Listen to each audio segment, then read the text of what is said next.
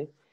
Bueno, el día de hoy, continuando con la charla de sociedad, en el capítulo de catarata, córnea, cirugía refractiva, tenemos el agrado de presentar al doctor Fernando Munayco Guillén. Es médico cirujano egresado de la Universidad San Nicolás de Ica.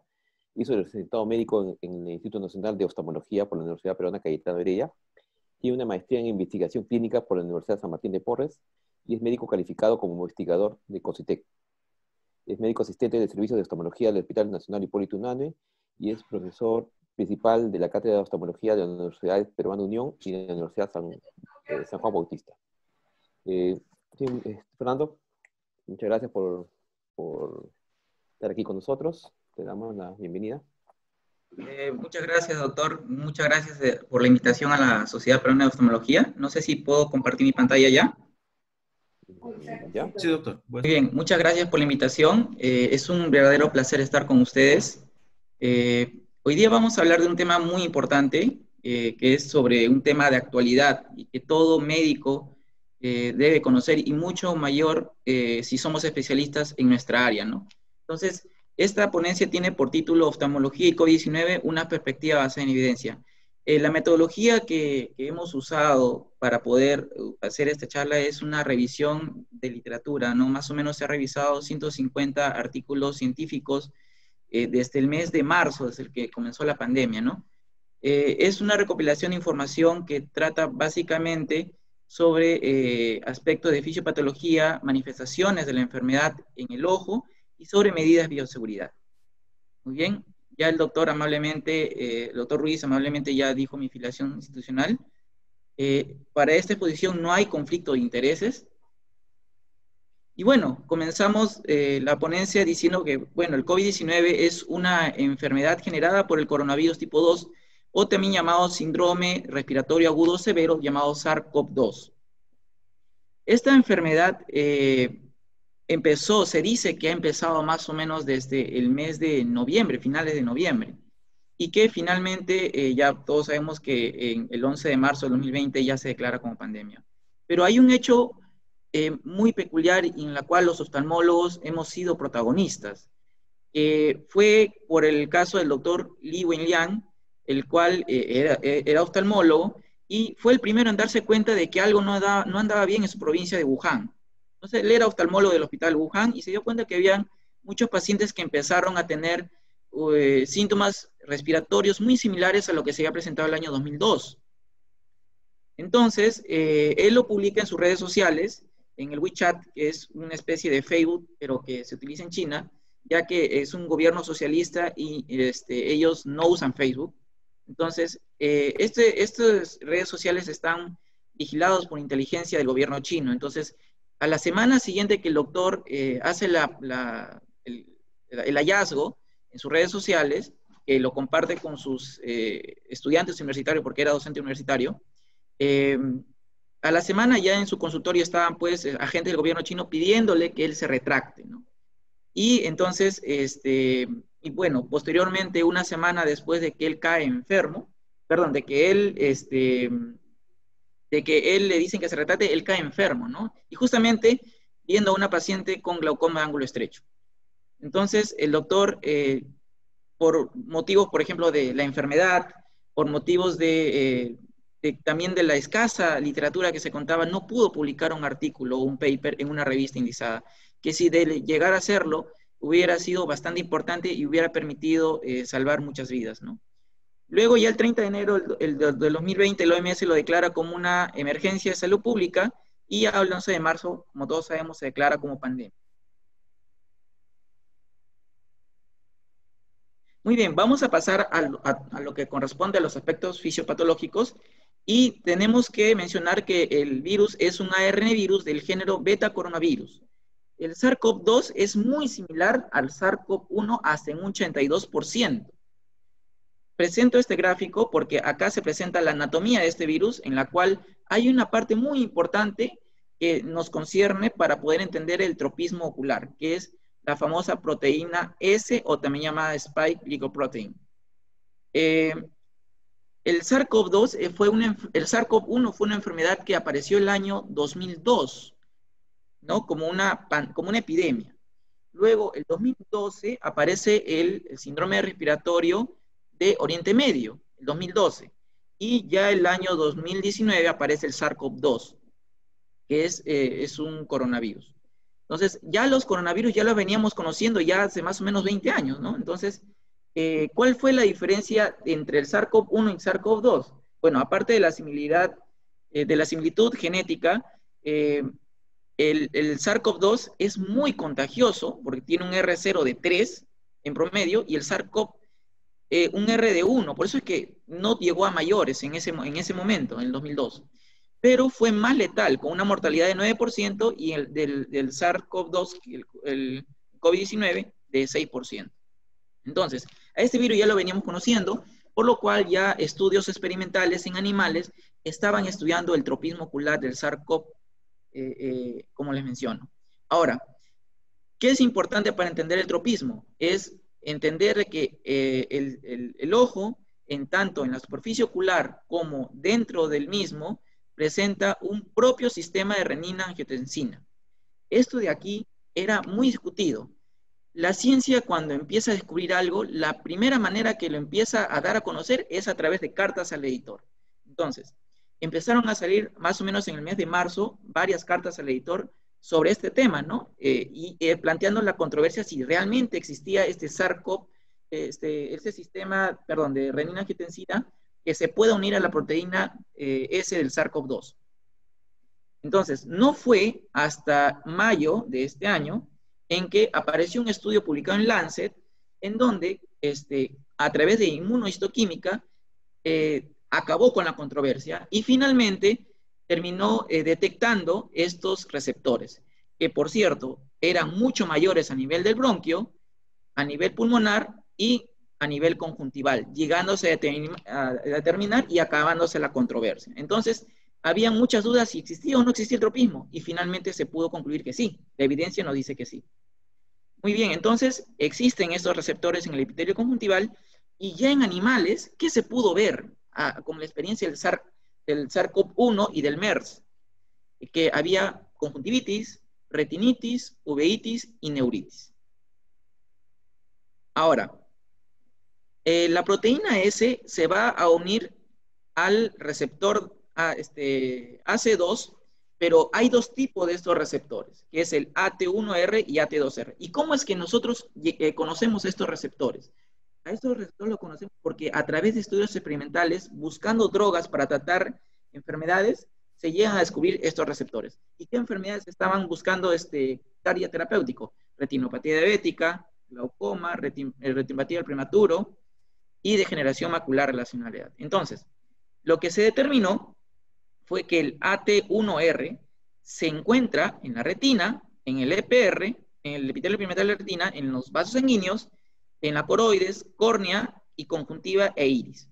Y el AT2R, que aún todavía está en estudio su función en ese tropismo, se dice que tiene una función muy similar al AT1R, ¿no? Pero esta se encuentra en la retina, específicamente más en la retina y no tanto en la conjuntiva. Muy bien, entonces entendamos cómo es la fisiopatología de la infección viral. Entonces, el virus se va a unir a la célula, como le mencioné, a través de un receptor de enzima convertidora de angiotensina AC2, de tipo 2. Entonces, la proteína S del virus se une a este receptor AC2 para finalmente penetrar a la célula. Estamos hablando de repente de una célula conjuntival o de cualquier célula del cuerpo. Entonces, penetra la célula, libera su material genético y este material genético viral se va al ADN de nuestras células. ¿Para qué? Para que nuestras células empiecen a funcionar como maquinaria a favor del virus y favoreciendo de esta manera primero una maduración y luego una liberación viral. Entonces, la proteína S se une con el receptor AC2 del huésped, como les mencioné, pero ¿qué pasa? En realidad, el sistema de enzima convertidora de angiotensina tiene una función buena en el cuerpo, ¿no? ¿Y qué función cumple? La de regular la respuesta inflamatoria. Entonces, ¿qué hace este virus? Satura todos los receptores AC2 y finalmente provoca una regulación negativa. ¿Qué cosa va a ocasionar? Aumento de respuesta inflamatoria y permeabilidad vascular. que es una característica muy importante de esta enfermedad, que es la respuesta inflamatoria descontrolada. Muy bien, entonces, ¿cómo nuestro cuerpo puede llegar a detectar este virus? Lo detecta a través de un receptor de reconocimiento patrón que existe en nuestras células. Hay de tres tipos, el TLR7, ¿qué cosa va a reconocer? El ARN en los endosomas, el ARN viral, por cierto, el RIG1, MDA5 y el STING. Todas estas van a reconocer presencia del virus en nuestro cuerpo. Pero ¿qué pasa? ¿Cuál es la peculiaridad de este virus? Este virus le canta evadir el reconocimiento. Entonces, cuando nuestro cuerpo detecta un patógeno, ¿qué hace? Primero manda a los soldados de primera línea. ¿Quiénes son esos soldados de primera línea? La respuesta innata inicial, o sea, los neutrófilos, los macrófagos, los monocitos. ¿Y qué pasa? Pero provoca un retardo de ese reconocimiento. Entonces, primero empieza una inflamación descontrolada y después de un tiempo empieza recién a detectarse y empezar a atacar el virus. Entonces, esto explicaría por qué estos pacientes, esta enfermedad, al inicio puede ser muy asintomática y terminar dando cuadros muy aparatosos, ¿no? Entonces, y eso también explicaría el por qué muchas veces las pruebas serológicas no sirven de repente en etapa aguda de infección para reconocer la enfermedad. Muy bien, en este cuadro lo que trata de resumir es lo que habíamos mencionado. Entre el virus a la célula se replica, ¿y qué pasa? Hay células presentadoras de antígenos, como las células dendríticas. Entonces le dice, la célula dendrítica le dice, ¿a quién? Al linfocito le dice, mira, acá hay algo raro. Y el linfocito T efector va a activar a tres tipos de células, a dos tipos CD4 y un CD8. El CD8 es citotóxico, le encanta matar virus. El CD4 tipo TH1 va a provocar, ¿qué cosa? Una respuesta inflamatoria. Y el TCD4-TH2 lo que va a provocar es aumento de interleucina 4. ¿Para qué? Para decirle al linfocito B que produzca IgG e IgM. Por eso es de que el IgM tarda en bajar a más o menos hasta la quinta semana y el IgG tarda en desaparecer hasta más allá de la séptima semana. Muy bien, entonces, ¿cuáles son los mecanismos que afectan al ojo? Entonces, existen dos tipos de mecanismos, la de tipo afectación ocular primaria y la de afectación ocular secundaria. ¿Qué significa afectación ocular primaria? Significa que el virus llega a la superficie ocular. Puede provocar una infección primaria y luego, como vamos a ver, va a pasar al tracto respiratorio superior y finalmente se va por vía hematógena. ¿Para qué? Para dar lugar a la afectación intraocular o también llamada ocular secundaria. Hablemos de la ocular primaria. Entonces, tenemos a la superficie ocular como primer objetivo. Entonces, ¿el virus qué hace? Llega a la superficie ocular y se adhiere a los receptores AC2 de superficie ocular. Pero hay un detalle.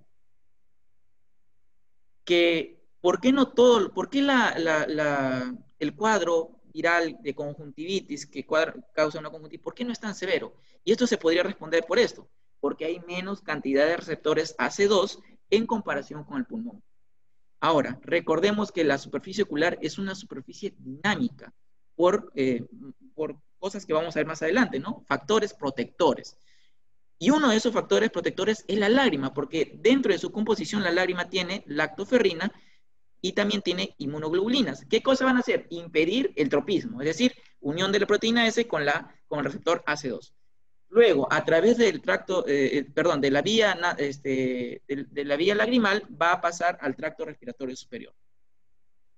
Entonces, ya todos conocemos la anatomía del conducto nasolagrimal y que hay un detalle que debo mencionar, de que ¿por qué los pacientes que tienen una infección pulmonar primaria, es decir, el virus llega por el tracto respiratorio, o sea, no llega al ojo de repente por vez primera, si no llega solamente a la nariz, ¿por qué no todos los pacientes que hacen cuadro primero respiratorio no hacen conjuntivitis? Y los estudios, como mencionan, han detectado poca carga viral en la lágrima. Y esto se explicaría por qué. ¿Por qué no todos los pacientes hacen conjuntivitis? Porque existe una serie de válvulas que permiten solo un sentido unidireccional de la lágrima, es decir, evitan el reflujo. Entonces, por esa razón, no hay reflujo de la nariz hacia el ojo. hay mecanismos protectores. La velocidad del parpadeo, por ejemplo, las 15 veces por minuto que nosotros parpadeamos es un factor protector y eso le da dinamismo a la superficie ocular. Las cejas y las pestañas también están descritos como un mecanismo protector. La calidad de la película lagrimal, la integridad del cierre palpebral y la integridad de la superficie ocular son mecanismos protectores. Ahora, entra la controversia y que la literatura aún está debatiendo. Un paciente con ojo seco o un paciente con algún daño en la superficie ocular tendrá más riesgo de hacer conjuntivitis por COVID. Es algo que todavía la ciencia está tratando de dilucidar. Ahora, ¿qué pasa en el sistema inmunológico? ¿Por qué la reacción inflamatoria no es tan severa en la superficie ocular? Porque existe un concepto que se llama el criterio o el privilegio inmunológico ocular, que está mediado por ¿qué células? Por las células linfocito T regulador. Aparte de los linfocitos T regulador, existen otros mecanismos, como por ejemplo la ignorancia inmunitaria. ¿Qué quiere decir? Que la córnea no tiene vasos linfáticos ni linfocitos. La tolerancia inmune, que está mediada por células dendríticas corneales inmaduras, y un entorno inmunosupresor que lo da los linfocitos CD8 supresores. A su vez, la conjuntiva también tiene pues tejido asociado a tejido linfoide, y que está también, por ejemplo, en el intestino y en otras partes del cuerpo. También existe uno propio en el ojo, ¿no? Un tejido asociado a tejido linfoide en el ojo, asociado a conjuntiva y asociado a la glándula lagrimal.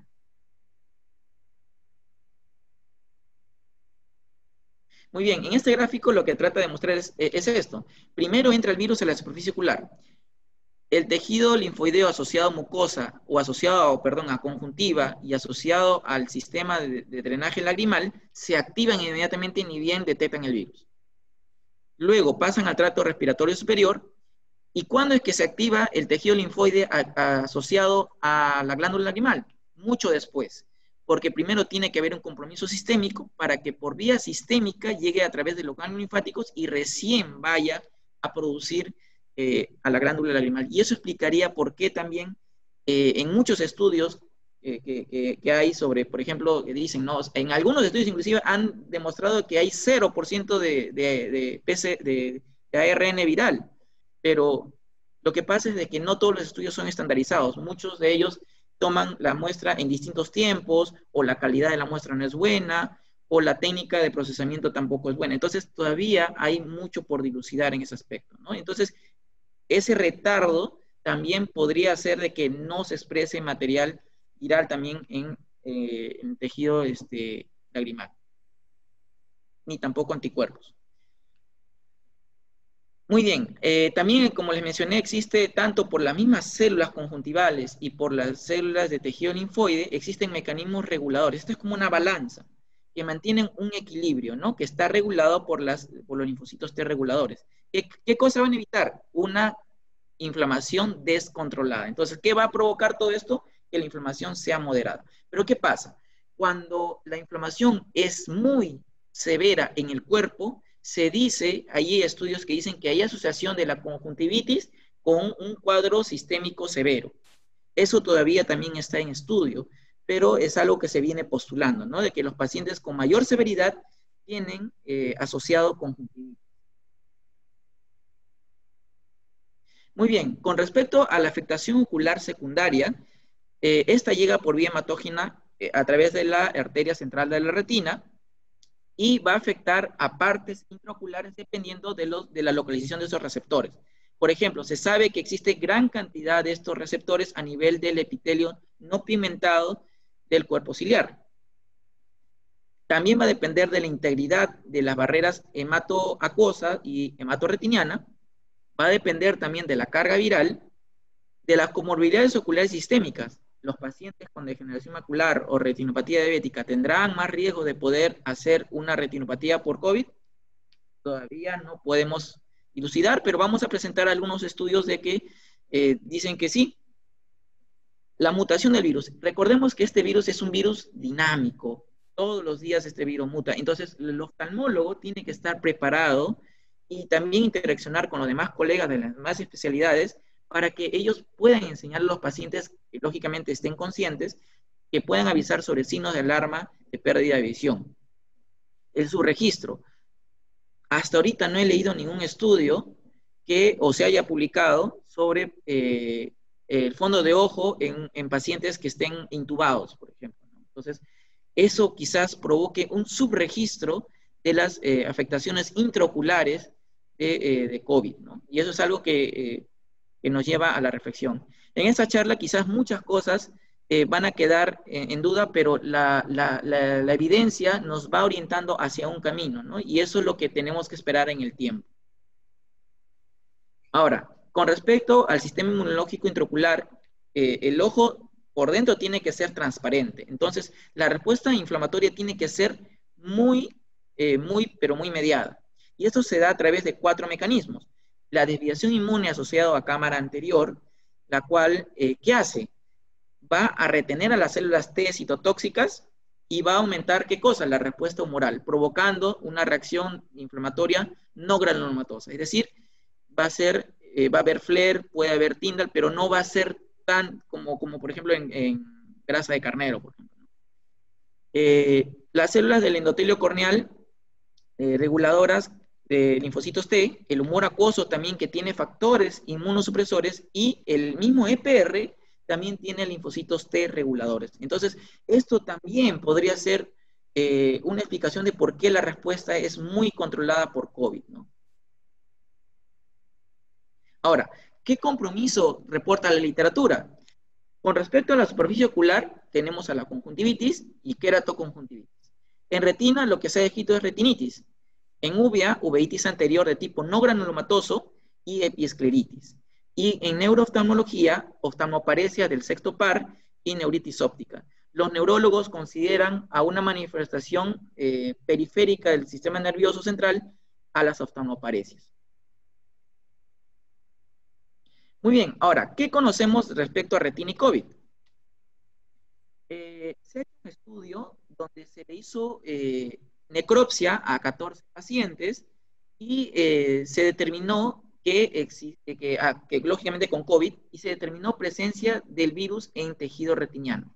Lo que no se podía establecer es que había lesión en la retina, pero sí se llegó a aislar el virus. ¿Qué quiere decir? ¿Y cuál era la característica de estos 14 pacientes? Estos 14 pacientes eran de UCI.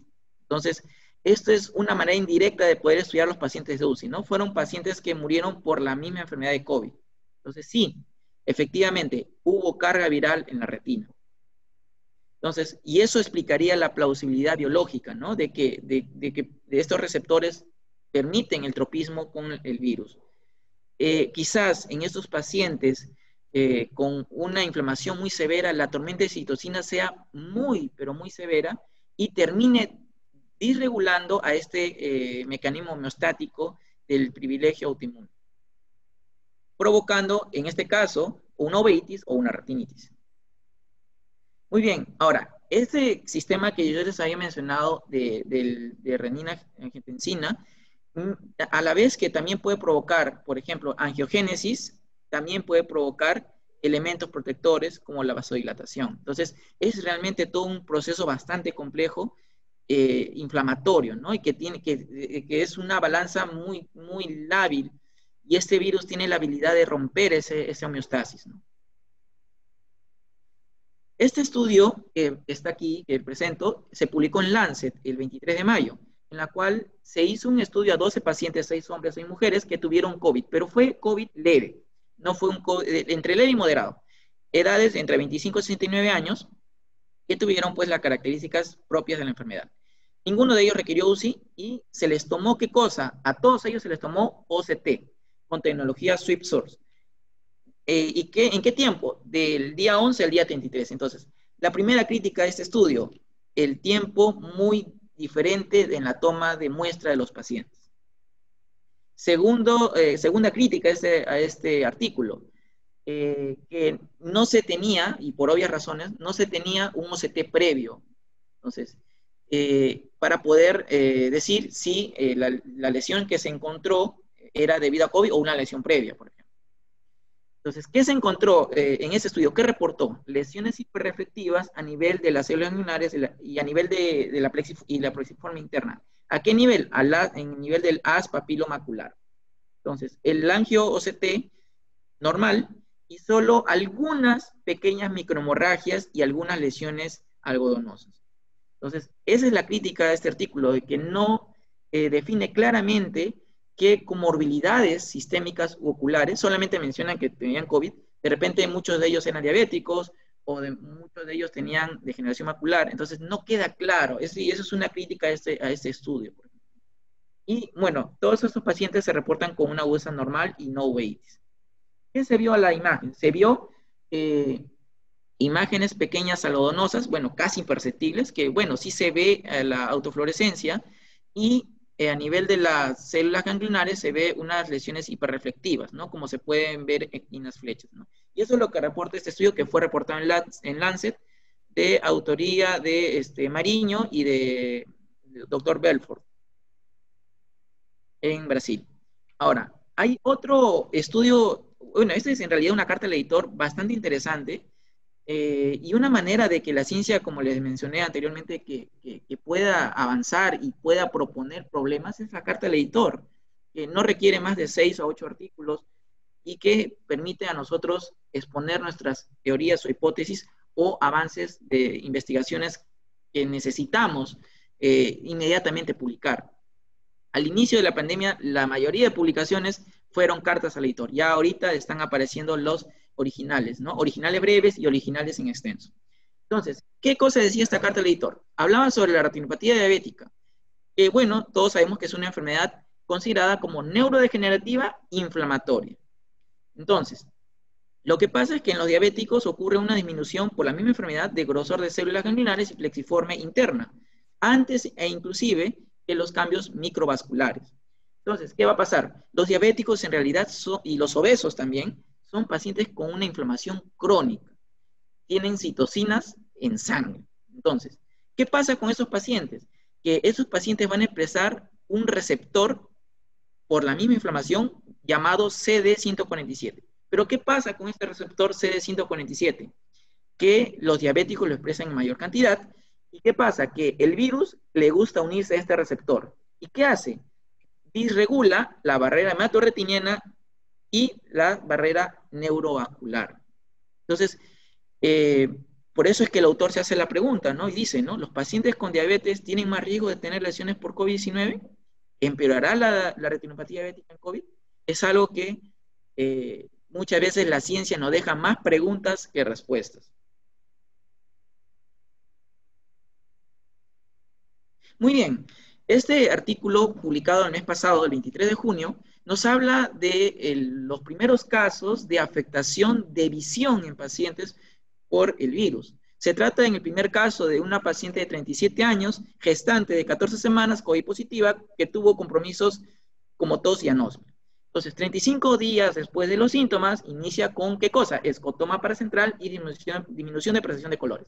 Entonces, se le hace un OCT a este paciente, más o menos a los 35 días, y se encuentra ¿qué cosa? Un área focal de cambio hiperreflectante en las capas plexiformes internas y externas, con pérdida de volumen de la capa nuclear interna, consistente con maculopatía paracentral media aguda. Ahora, en el caso 2, se trata de un paciente varón de 32 años, también COVID positivo, con tos y anosmia, que le toman un OCT 16 días por presentar síntomas, como escotoma paracentral también, y disminución de percepción de colores. ¿Y qué se encontró? Se encontró cambio hiperreflectivo débil en el área focal de la capa plexiforme externa e interrupción de la zona de interdigitación consistentes con neuroretinopatía macular aguda. Muy bien, pasando a otro tema, algo interesante en su momento fue el uso de la hidroxicloroquina, ¿no? Que fue todo un boom y que actualmente ya no se usa porque el brazo del Solidarity mostró pues que no tenía ningún beneficio comparado al riesgo del uso de la misma para pacientes COVID, ¿no? Entonces, ¿qué pasa? ¿Cuál es el problema con la hidroxicloroquina? Que tiene mucha afinidad por el epitelio pigmentario y daña los fotorreceptores, especialmente a la capa nuclear externa. En realidad, la hidroxicloroquina es una droga bastante segura porque recién provoca daños a los 5 o 10 años de uso y con una dosis de 5 miligramos kilo día. Ahora, ¿qué pasó con respecto al COVID? ¿Cuál fue el problema? Bueno, para cloroquina se dice que lo aceptable es una dosis de 2.3 a 2.5 miligramos kilo día, lo cual suma 140, 145 miligramos día. Y en el caso de hidroxicloroquina, 5 miligramos kilo día y 300 más o menos al día. Pero miren, los diversos países que empezaron a dar guías sobre el tratamiento de pacientes COVID, miren, daban dosis que eran más o menos entre 4 a 5 veces más la dosis recomendada, ¿no? Pero lo bueno de que se daban por tiempos cortos. Al momento no he encontrado estudios que me hablen sobre el daño que pudo haber provocado el uso corto de estos medicamentos a dosis altas, pero lo más probable es que no haya habido daño, lo más probable. Muy bien, pasamos a otro tópico bastante importante, ¿no? El ser humano tiene miedo a lo que no conoce y por eso es importante, como médicos, el poder entender esta enfermedad. Y sobre todo que nosotros tenemos un brazo o una herramienta muy importante en la cual nos podemos apoyar, que es la ciencia. Entonces, debemos conocer muy bien este virus para poder proteger y protegernos. La práctica oftalmológica es reconocida actualmente como una actividad de alto riesgo e inclusive se considera que tiene un alto riesgo ocupacional. ¿Por qué? Porque si vemos en este gráfico, vemos que hay una proximidad muy corta entre el examinador, el oftalmólogo y el paciente. Esto era nuestra vida normal antes del 15 de marzo. ¿Y ahora qué pasó? Tenemos que tomar medidas con respecto a eso. Cuando ocurrió la pandemia en China, más o menos entre finales de diciembre y enero, no se tomó las medidas correctas en el momento ideal.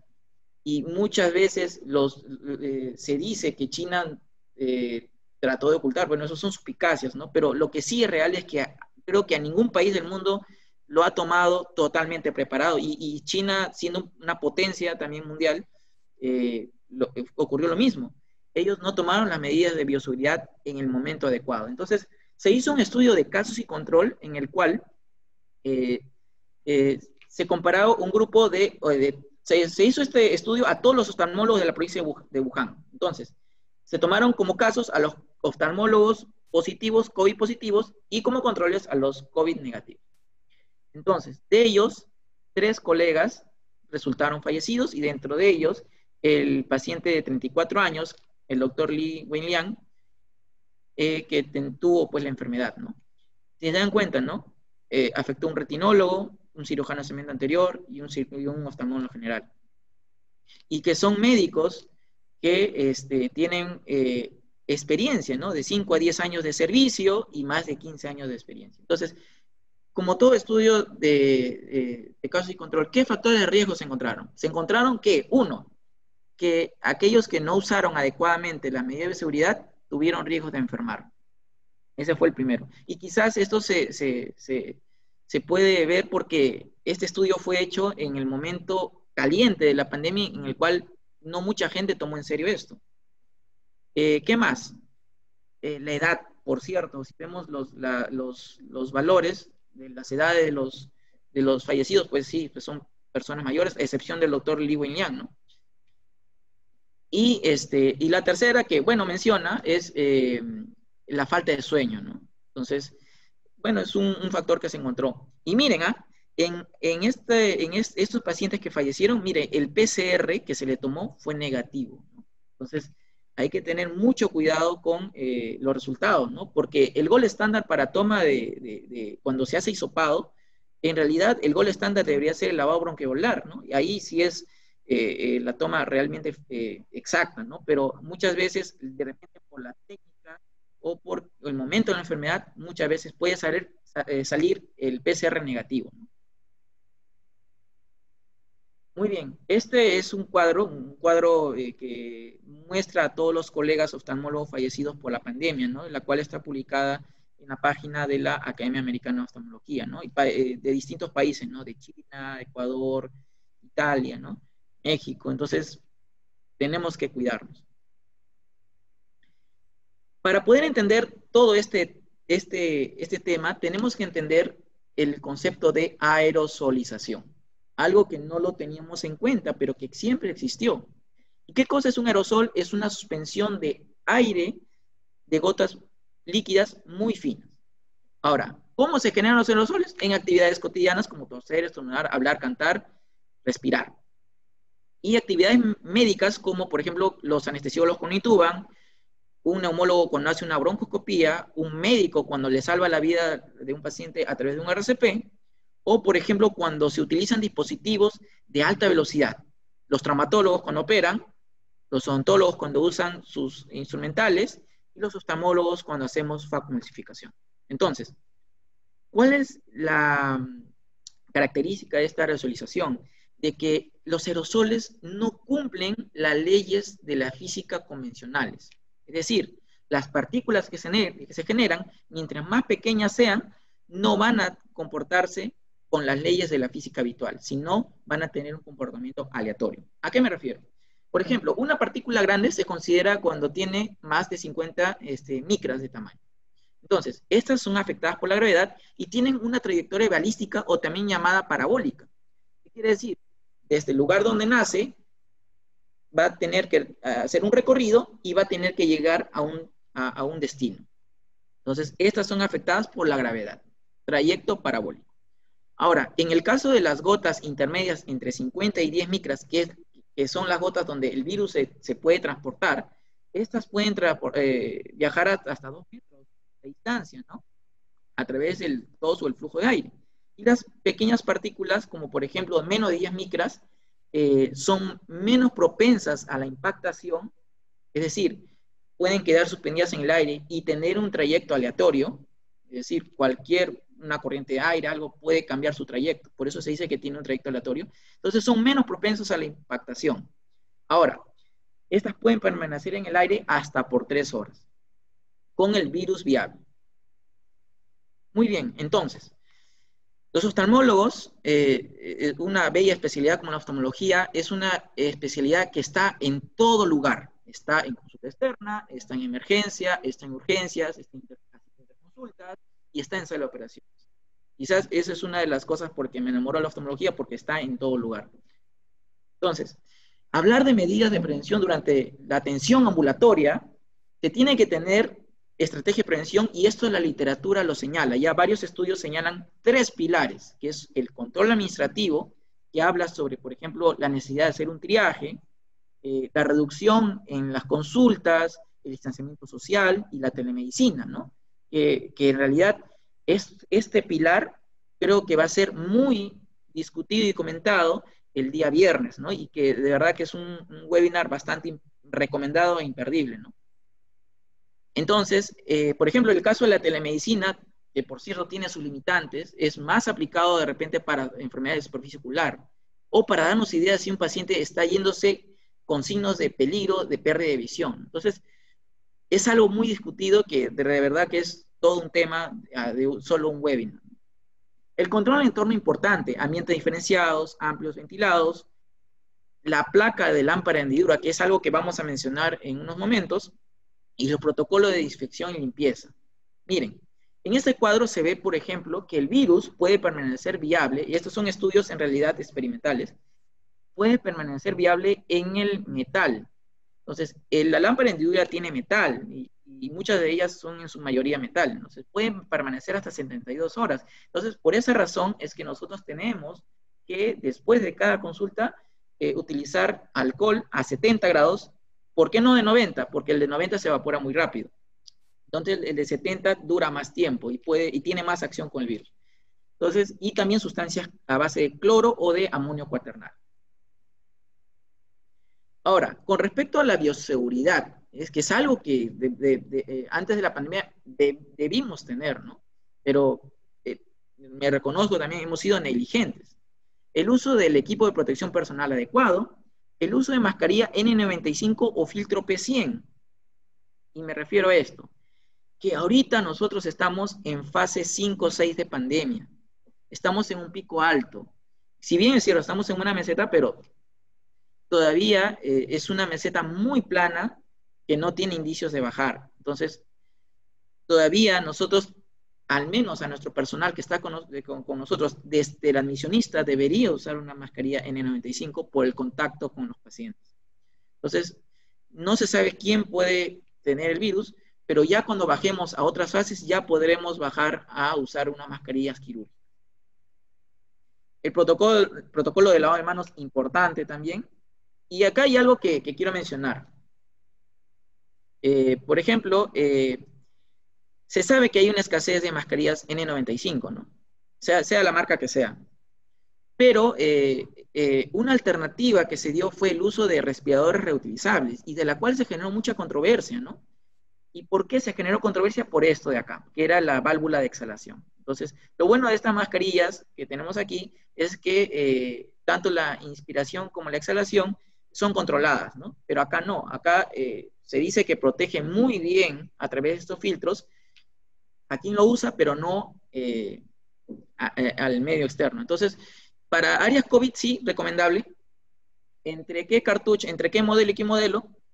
Mejor las de tipo cartucho, porque estas de acá no se puede tocar en esta zona, porque si no se malogra el filtro. Entonces, es mejor utilizar este filtro. Ahora, tipo cartucho. Ahora, si hablamos de modelos, ¿qué modelo entre este es la 6200 y este es la 7500? ¿Entre qué modelo uno preferiría escoger? Bueno, en lo que he podido ver es que la diferencia es que este de acá, el material es un poco más duro y este es material de silicono un poquito más blando. Pero yo recomendaría este. ¿Por qué razón? Porque la válvula de exhalación es más fácil de manejar. Me explico. Acá hay un video en la cual se ha podido crear adaptadores a través de impresión 3D para poder solucionar este problema. Vamos a ver el video en la cual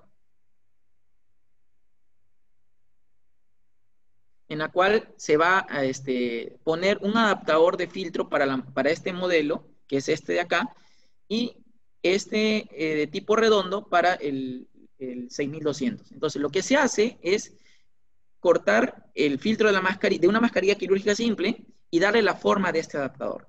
¿Para qué? Para que toda nuestra exhalación se quede en la mascarilla. Entonces, lo que hace, le podemos decir y estos adaptadores ya están siendo comercializados, el valor aproximadamente es de 7 a 10 soles, ¿no?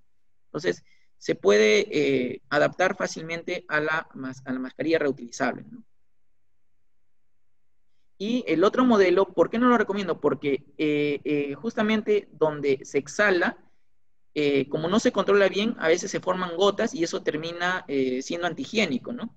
Ahora, lo que pasa es que en este modelo el adaptador va por dentro y eso puede ocasionar molestias a quien lo usa, ¿no? En la parte de la nariz, ¿no? Entonces, esa es la desventaja con respecto a este modelo. ¿Qué se hacía antes cuando no existían estos adaptadores? Lo que se hacía era poner una mascarilla por fuera de una mascarilla quirúrgica por fuera de este respirador, ¿no? De esa manera. Muy bien. Nosotros al inicio más o menos de la pandemia hemos publicado conjuntamente con los médicos residentes de nuestro servicio, del Hospital Hipólito Unanue, hemos publicado una carta al editor que fue publicada en Acta Médica Peruana y que hablaba sobre las medidas de bioseguridad. ¿Y qué cosa hablaba? Nosotros somos un hospital, en el caso del Hipólito Unanue es un hospital nacional, un hospital COVID, pero al momento nosotros ya estamos pensando en un plan para poder reaperturar, que es lo que van a hablar el día viernes, ¿no? Pero en el momento de pandemia, ¿qué es lo que se debe hacer, por ejemplo, ¿no? Entonces, siempre pensar si el paciente tiene la enfermedad o no la tiene. Y siempre pensar si es urgente o no es urgente. Ahora, por ejemplo, en el caso de interconsulta, por ejemplo, si es urgente lo puedes ver en piso o lo puedes ver en la sala de urgencias, y si no es urgente, lo puedes diferir. Si es, por ejemplo, en el caso de que no tuviera COVID y que, por ejemplo, es una patología urgente, hay que tener todas las medidas de bioseguridad para poder atender a ese paciente, ¿no? De repente es un trauma ocular abierto, hay que operarlo. Si es un caso, por ejemplo, de un paciente con glaucoma y que, bueno, en su historia vemos, puede ser a través de telemedicina tranquilamente o teletriaje, vemos en su historia clínica que va bien, entonces podemos reabastecer de medicamentos y seguir con la terapia. Por ejemplo, un ejemplo clásico de esto creo que es el glaucoma. Y muy bien, frente a esto y la proximidad del paciente, entonces tenemos que adaptar nuestra lámpara de hendidura. Entonces tenemos que usar un escudo protector, que ahorita vamos a mencionar las características y por qué esto fue bastante estudiado. El uso de la tonometría no está contraindicada, pero no se recomienda. O sea, no es que esté prohibido, sino que no se recomienda. Se recomienda hacerlo en casos que ameriten. Por ejemplo, una medida que se podría hacer es, por ejemplo, y justo conversaba con el doctor Muro el otro día, que me comentó, sobre ejemplo, una posibilidad de repente ponerle iodopovidona al 5% al paciente, ¿no? Previa anestesia, ¿no? Podría ser una alternativa en pacientes que le voy a hacer de repente una tonometría o una gonejopía. Lo malo es de que termina tiñendo mucho al paciente, ¿no? Y quizás le pueda provocar ardor, ¿no? Es algo que tenemos que ir buscando en la literatura qué alternativas tomar, ¿no? La tonometría automatizada está prohibida, ¿no? Porque es generadora de aerosoles. La toma de agudeza visual, en la medida que se puede hacer, también se recomienda hacerla, pero si hay mucha aglomeración, entonces priorizar los casos, ¿no? La dilatación, por ejemplo, se debe hacer en ambientes especiales. Bueno, en esta foto vemos, ahorita vamos a ver los niveles de protección y cómo hay un escudo protector. Ahorita vamos a ver ese aspecto. Pero, por ejemplo, ¿cómo dilatar a los pacientes, no? Siempre debemos usar guantes, porque estamos en contacto con secreción del paciente. Y le podemos decir al paciente que nos ayude a aperturarse el párpado, le decimos que mire arriba y que se jale el párpado inferior, o utilizar un hisopo. Ahora, otro problema que muchos colegas de repente se han dado cuenta, que el paciente va a la lámpara con la mascarilla y se dan cuenta que le quieren hacer un fondo de ojo indirecto y se opaca la luna y termina contaminando la lupa, ¿no? Entonces, los indios, ¿qué plantearon? Que usar una filmina de plástico, ¿no? Es esa filmina que usan para envolver cosas con la que se va uno al aeropuerto y embalan las maletas. Entonces, ellos han utilizado estas filminas en las lupas para evitar lavarlas a cada momento y evitar que se dañen, ¿no? Entonces, ellos hacen el experimento y no ven diferencia en calidad de imagen. Y sobre todo, podríamos utilizar esto si vamos a áreas muy contaminadas, por ejemplo, un área COVID, que nos dan una interconsulta, lo podemos hacer. Ahora, para el caso de, por ejemplo, de los equipos como el OCT, ¿no? Un OCT es caro, ¿no? Y esa luna, o mejor dicho, ese lente, si lo rayamos, pues va terminando dañando la calidad de las imágenes. Entonces, los indios lo que planificaron es utilizar el mismo criterio, pero no usarlo para casos de fotoclínica. ¿Por qué? Porque cuando lanza el flash causa un destello, ¿no? Y tampoco lo recomiendan para colocación de láser. Y bueno, aquí comparan las imágenes sin cubrir con la filmina y acá cubriendo con la filmina. Y la verdad que no hay variación. Este estudio este fue el primer estudio serio sobre el diseño o la propuesta de una barrera entre el oftalmólogo y el paciente, o sea, el escudo. Entonces, es un estudio de tipo matemático bastante interesante que habla sobre lo siguiente. Por ejemplo, dice que cuando una persona está respirando, entonces dice que puede emitir partículas de hasta 1 metro por segundo de velocidad y hasta una distancia de 30 centímetros. Cuando solo respira. Pero cuando tose, ahí viene el problema, que la velocidad de la partícula es 12 metros por segundo y una distancia de hasta 2 a 3 metros. Cuando tose o estornuda. Entonces, se hicieron modelamientos matemáticos y miren, la distribución de este aerosol cuando se emite de la boca hacia afuera va a tener una distribución de tipo cónica. Entonces, esta distribución de tipo cónica va a tener un radio de acá de 9 centímetros, es decir, un diámetro de 18. ¿Qué quiere decir? Que necesitamos, si el paciente solo respira, una placa de 18 como mínimo de ancho. Ahora, Supongamos que el paciente estamos examinando y estornuda, tose o lo que sea. La partícula va a salir con más velocidad y el cono que se va a generar, el diámetro, ya no va a ser de 18, sino va a ser del doble, de 34. Entonces, por esa razón es que este estudio dice, no, ¿sabe qué? Las placas deben tener una anchura por lo menos de 30 centímetros. Entonces, ese fue el primer intento serio y no, bueno, fue un estudio netamente teórico-matemático, ¿eh? No hicieron la experimentación como vamos a ver más adelante, pero ya la teoría nos indicaba de que teníamos que fabricar los escudos con esa dimensión. Y bueno, los primeros estudios que salieron proponían, a manera de que si no teníamos acrílico, pues plantear la posibilidad de usar pues una placa tomográfica, ¿no? Y darle este aspecto. Algo que me olvidaba comentarles era esto, de que el estudio se dio cuenta de que también, aparte del ancho, tiene que tener una altura, y esta altura debe llegar más o menos hasta la altura del joystick. Como vamos a ver ya posteriormente,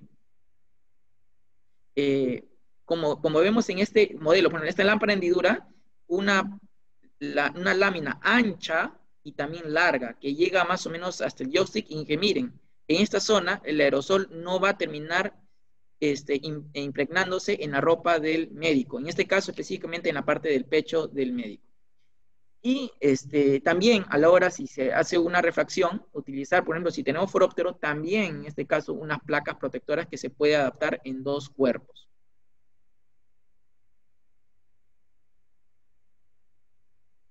Muy bien, ahora, la Academia Americana ha publicado un estudio experimental con respecto, o una simulación con respecto al uso de estas barreras. Miren. Entonces, en este experimento, bueno, ellos hacen con estas medidas su experimento, y posteriormente lo que van a hacer es simular que el paciente tose. ¿Y cómo lo hacen? Van a colocar en como una especie de bomba, van a poner fluoresceína y van a poner luz azul. Entonces, van a simular como que el paciente tosió o estornudó, y van a ver el comportamiento de las partículas. Entonces, miren cómo es el trayecto. Y lo que, bueno, en otros estudios lo que aclaran es de que una máquina de alta velocidad, o en este caso estas cámaras, no puede detectar partículas de menos de 10 micras. Y que esas partículas de 10 micras que no se pueden ver con la fluoresceína, también contienen el virus, ¿no?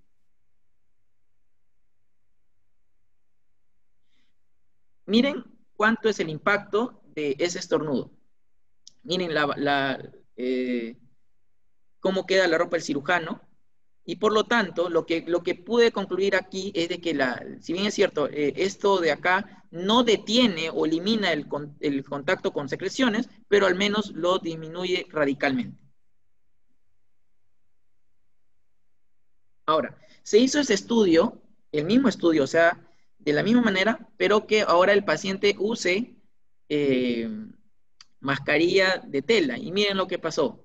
El médico terminó contaminado. Ahora, le pusieron una mascarilla quirúrgica, pero mal puesta. Terminó el médico contaminado también en su ropa. Ahora, le pusieron una mascarilla quirúrgica bien puesta, y miren, el cirujano está limpio, pero la lámpara hendidura terminó sucia. Entonces, de allí la importancia de seguir limpiando la lámpara después de cada atención. Y le pusieron una N95, pero los pacientes que vengan con una N95 por la escasez no es tan probable que vengan así. Entonces, sí se determinó de que ni la lámpara ni el médico quedaron contaminados. Entonces, en resumen, más vale tener una mascarilla quirúrgica bien puesta que una mascarilla de tela. Entonces, si nosotros a nuestra consulta viene un paciente con mascarilla de tela, nosotros, por cortesía y por protección nuestra, debemos decirle: ¿sabe qué, señor? Le obsequiamos esta mascarilla, por favor, por protocolo de nuestro centro de salud, por favor, póngase esta mascarilla. Entonces, debemos darle al paciente una mascarilla quirúrgica, porque ha demostrado tener efectividad, ¿no? Ahora, con respecto a la forma y el tamaño de esta placa, la American Journal of Ophthalmology hizo un estudio también experimental sobre cuál es la forma y el tamaño correcto de estas barreras. Entonces, miren, vemos diversos modelos y acá está el porcentaje de protección. O sea, 34% de partículas llegan a filtrarse, 8% llegan al cirujano, 3% al cirujano, 54%. Y miren, este modelo, o sea, mientras más grande, miren, 33 por 28, mientras más grande sea, y que lógicamente nos permita trabajar, miren, filtró 0,3%. Miren, con estas dimensiones ya tuvo una protección y solamente llegó 0,3% de partículas. Ahora, los niveles de protección, o el famoso PP, tiene 3 niveles. El primer nivel es, por ejemplo, nuestro personal de admisión, ¿no? Puede ser de repente la admisionista o alguien que esté haciendo esa labor, ¿no? Entonces, nosotros teníamos la mala costumbre de no usar una ropa de trabajo. O sea, nosotros debemos tener un vestidor, ponernos una ropa de trabajo y esa ropa lógicamente debería quedarse en el lugar para que se lave y nosotros irnos con nuestra ropa a nuestras casas, con otra ropa. Entonces, lo que recomiendo es que, bueno, pueden usar una ropa, un scrap, y lógicamente van a usar su mascarilla, gorras y, bueno, guantes si es que amerita. En el caso de la segunda, ya hace empleo del mandilón y también, bueno, también de mascarilla, que puede ser N95. Y en el caso por ejemplo, en el caso de la secundaria, puede ser para, por ejemplo, una interconsulta. Pero un nivel, ya tercer nivel, es cuando ya utilizamos el famoso enterizo o mameluco, que es para áreas COVID.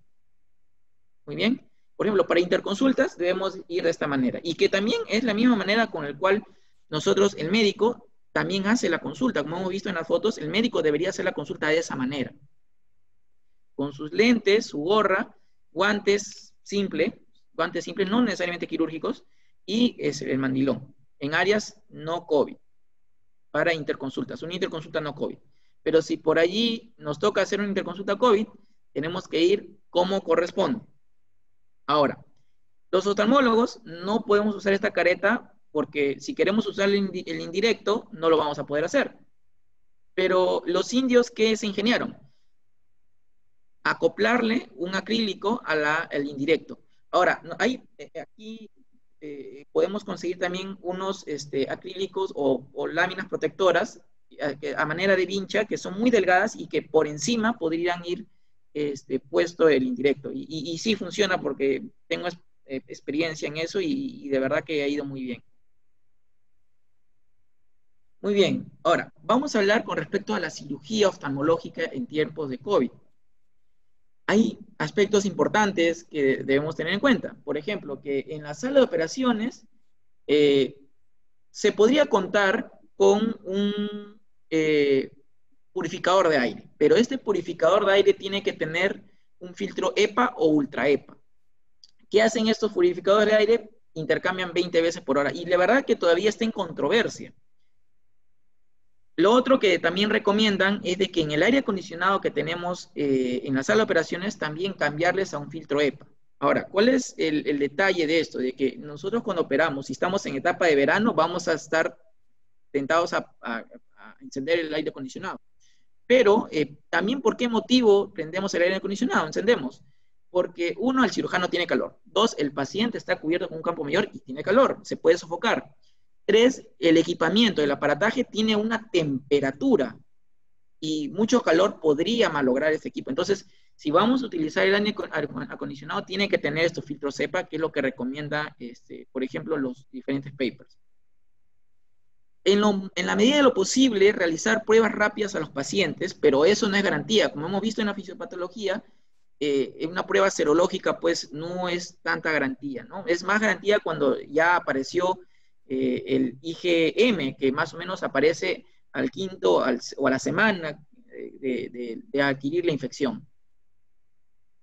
Entonces, el uso de luz ultravioleta para desinfección también es bastante importante cuando terminamos el día quirúrgico y tenemos que desinfectar la sala. Es algo que está recomendado también. Ahora, en el caso de la cirugía de catarata, vamos a ver ciertas recomendaciones en los siguientes videos y para el caso de cirugía de retina. En primer lugar, ¿qué vamos a hacer con el paciente? El paciente va a tener que usar una mascarilla. Definitivamente va a tener que usar una mascarilla. Si cuando no estábamos en COVID, muchos pacientes se quejaban de sofocación, ahora con la mascarilla se supone que va a haber más ese problema. Entonces, lo que se plantea es de que de repente podamos ayudarle con una cánula binasal, o bueno, y si está, pues, con anestesia general, pues, tiene que tener su cánula binasal también. Entonces, se hizo experimentos para poder, esto también fue publicado en la Academia Americana, para ver cómo se comportaría un paciente sin mascarilla, pero con su campo quirúrgico mayor y usando un apósito autoadhesivo. Muy bien. Entonces, acá simulan como que si el paciente estuviera tosiendo, lo mismo, utilizaron fluoresceína y luz ultravioleta. Entonces simulan como que el paciente tose, y miren, se genera una línea de marcación producto del apósito autoadhesivo. Entonces, bueno, protege, sí es cierto, el apósito autoadhesivo es útil en tiempos de COVID, hasta para un pterígio, por supuesto. Pero debajo del campo, miren lo que pasa. Debajo del campo quirúrgico. Ahora, si nosotros vamos a intentar retirar este campo, hay riesgo de salpicadura. Como vemos, ¿eh? Salpicaduras. Muy bien, aquí el paciente no tiene mascarilla. Ahora, le vamos a poner una mascarilla al paciente. Le vamos a poner mascarilla. Repetimos el experimento, el paciente va a toser. Y miren, también se autolimita, hay una línea de marcación mucho menor, pero aún así el médico se contaminó. Debajo del campo menos contaminación, por cierto, pero aún es insuficiente la protección, como vamos a ver ahorita en la imagen al momento de retirar el campo quirúrgico.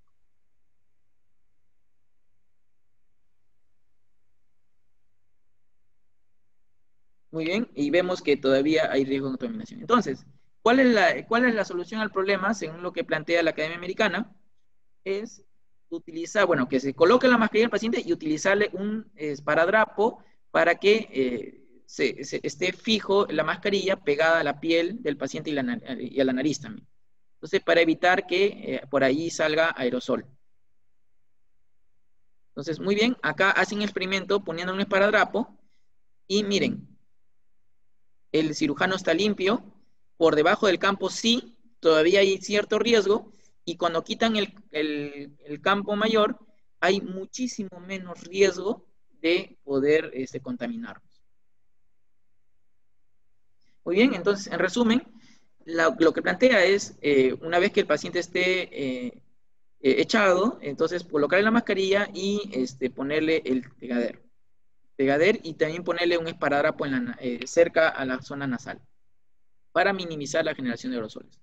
Con respecto a la cirugía de catarata, habíamos comentado que la cirugía de facomulsificación era generadora de aerosoles porque la punta de faco es un instrumento de alta velocidad, considerado de alta velocidad.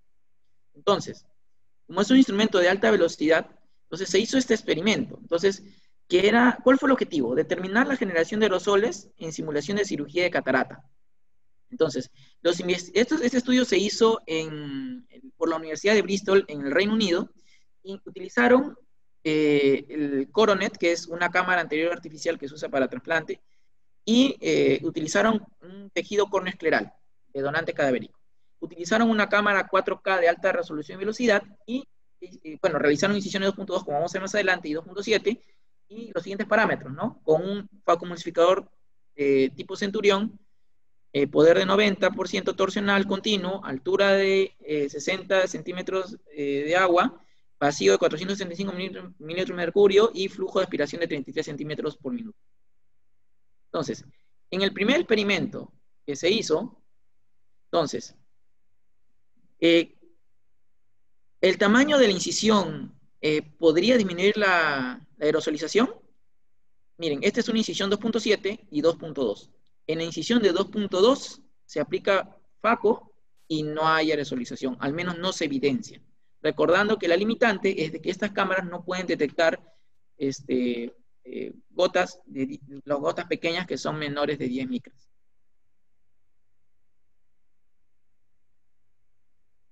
Muy bien. La siguiente pregunta que se plantearon estos investigadores es si se puede redireccionar el la columna de aerosol? Y la respuesta fue sí. De repente alguien abrió abruptamente la puerta de sala de operaciones y generó una corriente de aire y terminó cambiando toda la dirección. Entonces, por eso es que ahí quizás es importante ahí el uso de estos, purificadores de aire con filtro cepa, ¿no?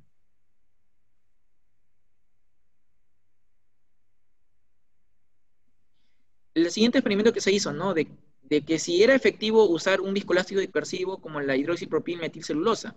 Y miren, ahora ya el residente cuando entra a operar y va a ayudar al cirujano principal, ya no va a echar agua a la superficie ocular, sino va a echar viscoelástico. Quizás esto aumente el costo de la cirugía, pero vemos en el experimento, miren cómo lavan el viscoelástico y vuelve a haber columna de aerosol. Entonces, es una medida bastante útil el colocar viscoelástico en la entrada, en la herida o en la incisión corneal.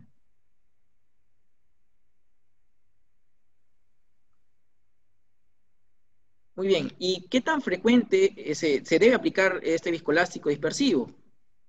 Ellos han hecho la prueba y más o menos es 67 segundos. O sea, cada minuto uno debería estar colocando viscoelástico para silenciar la columna de aerosol, ¿no? 67 más o menos 8 segundos, rango entre 55 y 75. Con respecto a la cirugía de retina, en la parte de vitrectomía, entonces también el objetivo fue determinar una generación de aerosoles en una simulación de vitrectomía. Igual, se utilizó la misma estrategia, pero aquí utilizaron un Vitrector Constellation con corte de 7500, 3 trocares de 25G, vacío de 550 y una presión y infusión de 30. Muy bien, en el primer experimento que ellos se plantean era si el vitrector, cuando está dentro del ojo, puede generar aerosoles. Entonces, recordemos que estamos hablando de trócares valvulados. Entonces, el cirujano va a tener que hacer movimientos dentro del ojo o maniobras intraoculares para poder hacer la cirugía. Entonces, ahorita estamos viendo una imagen en cámara lenta y vemos que se genera una gota, pero no se genera aerosol. Entonces, aquí el cirujano ya empieza ahí se ve la imagen que ya empieza a manipular, ¿no? Por dentro del ojo y miren cómo solamente se genera una gota. Pero este experimento se hizo en trócares valvulados. Muy bien. La siguiente interrogante que ellos se plantean fue si el vitrector podría generar aerosol cuando se usa fuera del ojo. Y miren, a diferencia del FACO, a pesar de que este vitrector está a 7500 cortes por minuto, no genera aerosoles. Entonces, al menos experimentalmente, no se ha demostrado que pueda generar aerosoles.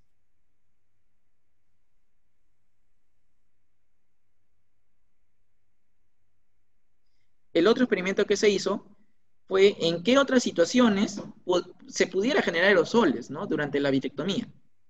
Entonces, por ejemplo, cuando se hace la extrusión pasiva durante el intercambio fluido-aire, entonces se ve que no se genera aerosol, pero sí empieza a salir gotas, ¿no? Pero es un flujo controlado, de cierta manera. Entonces la sugerencia es usar la extrusión activa. Ahora, ¿qué pasaría si la válvula se malogra o está dañada?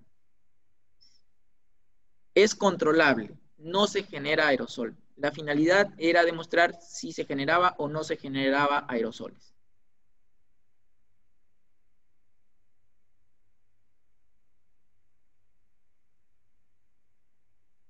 Muy bien. Por último, el impacto del COVID-19 en el entrenamiento médico es un aspecto bastante importante. Este estudio es un estudio multicéntrico, se realizó en varios países. Se tomó datos del 11 al 11 de mayo y se realizó una encuesta diseñada por los autores. ¿Qué arrojó ese estudio? Ese estudio bastante simpático, bastante interesante.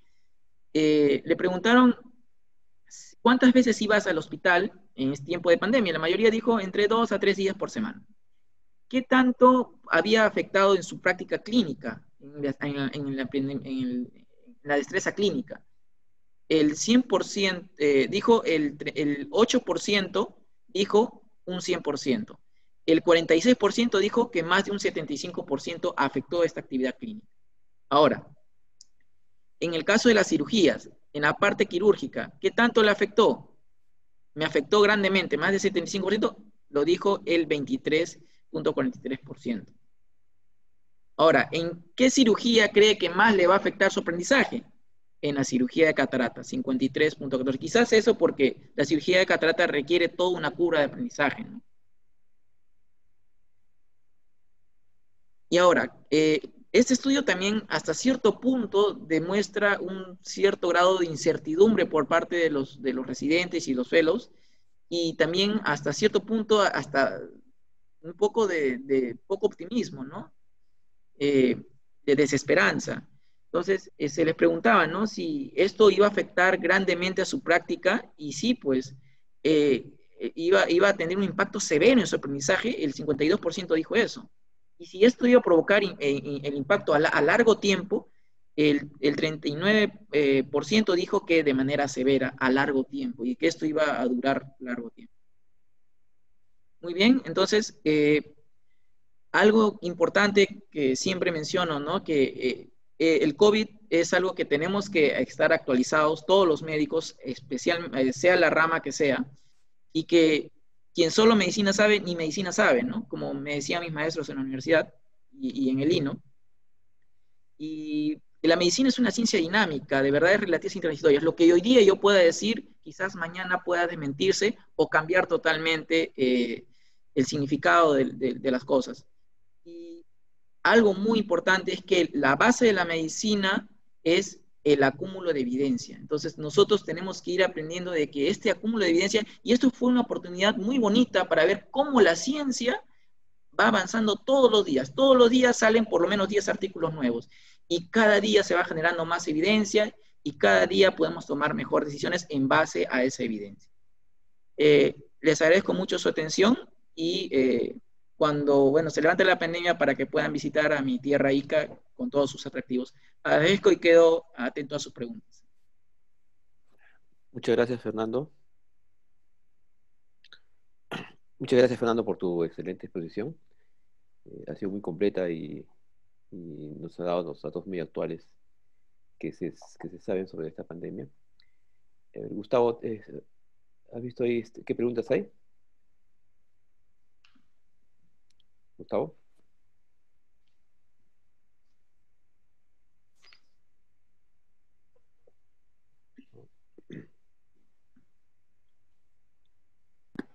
Ok, sorry. Primero, para sumarme a las felicitaciones de Jorge. Realmente, doctor Munaico, hace una charla espectacular, digna de repetirla una y otra vez en diferentes medios y hospitales. Por lo pronto yo lo voy comprometiendo para que nos lo repliquen en nuestro hospital, el Hospital Almenara. Gracias, doctor. Gracias. Bien, tenemos algunas preguntas. Las primeras preguntas que el auditorio le hace es referente a las tonometrías. Justamente preguntan qué tipo de tonómetros se podrían usar. Mencionan el tonómetro de aire. Dentro de los tonómetros de contacto preguntan sobre el Tonopen, el ICAR. ¿Qué opinión nos podría dar al respecto, doctor? Claro, el detalle es de que estos tonómetros son caros y no están al alcance de todos, quizás, ¿no? Esa es la principal limitante, ¿no? Bueno, lo que se recomienda, pues, son los que tengan mínimo contacto, ¿no? El Tonopen, el ICAR sí están recomendados porque la superficie de contacto es muy pequeña. Pero sí se pudiera hacer una tonometría de aplanática en casos que sí lo requieran, ¿no? Inclusive en un momento se llegó a decir de que no se debe hacer, y que bueno, que depende del criterio clínico del médico, ¿no? En realidad es algo controversial, y creo que para los glaucomatólogos ha sido algo de controversia, ¿no? Sí, efectivamente. Hay que identificar qué paciente requiere hacer la tonometría. Probablemente en los pacientes de glaucoma haya mucha mayor demanda o necesidad de hacerlo, pero quizás habría que diferenciar entre las tonometrías de contacto y de no contacto, ¿no? Y los materiales que pueden lavarse, como el tonómetro de Goldman, el cono de Goldman, o el Tonopen, o también el ICAR, que usa capuchones descartables. Son los que se recomienda que que se piense en ellos primero, ¿no? Los de Goldman, ahora existen unos capuchones descartables también. Dale, sí. La idea es usar temas descartables. Pero el tonómetro de aire es el que probablemente, porque ejerce justamente este ventarrón o esta aerolización, es lo que no deberíamos de considerar en realidad. Claro, exacto. Eso es lo que creo que la mayoría ya concuerdan, ¿no? En evitar en lo posible ese tipo de tonómetro de aire, ¿no? Jorge, hay otra pregunta. Preguntan acá si habría forma de retirar la vara que sirve para sostener las manos de los pacientes. Podríamos darle, quizás con tu venia, el micro al médico que hizo la pregunta para que exprese un poco mejor el sentido de la pregunta. Sí, no hay problema, ¿no? Sí, ¿quién fue? ¿Qué otro fue? El doctor Román me parece que fue el que hizo la pregunta.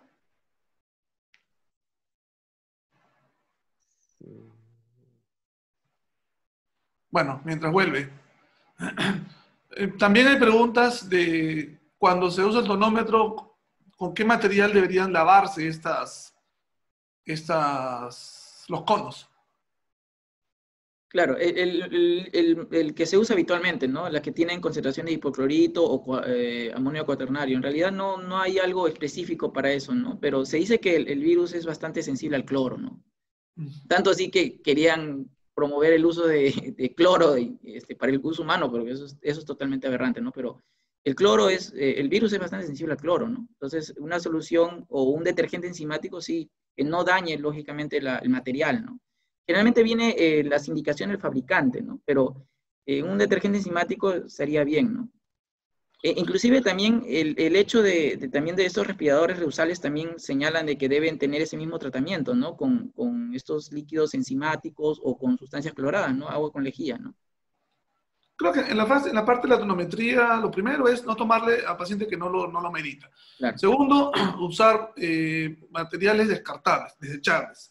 Tercero, si uno va a usar tonometría de contacto, ya sea Tonopen, sea el tonómetro de Goldman, lavar el cono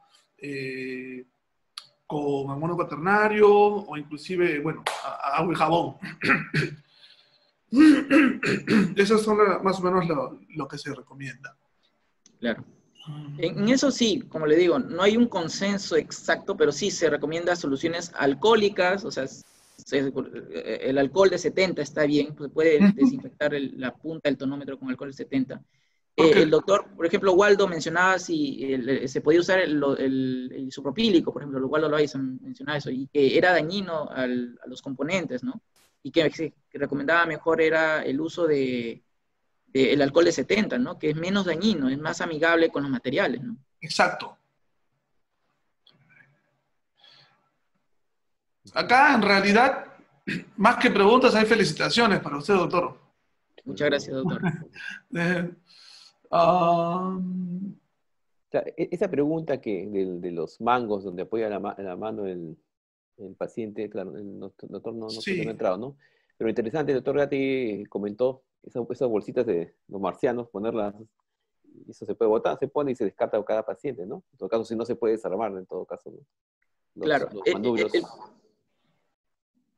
Claro, en el caso de los tonómetros desechables, pues son caros, ¿no? Y eso aumenta más el precio de la consulta, sí es cierto. O sea, y también creo que eso se va a discutir el viernes. Creo que es muy controversial porque qué tanto las medidas de bioseguridad pueden aumentar el costo de una consulta, ¿no?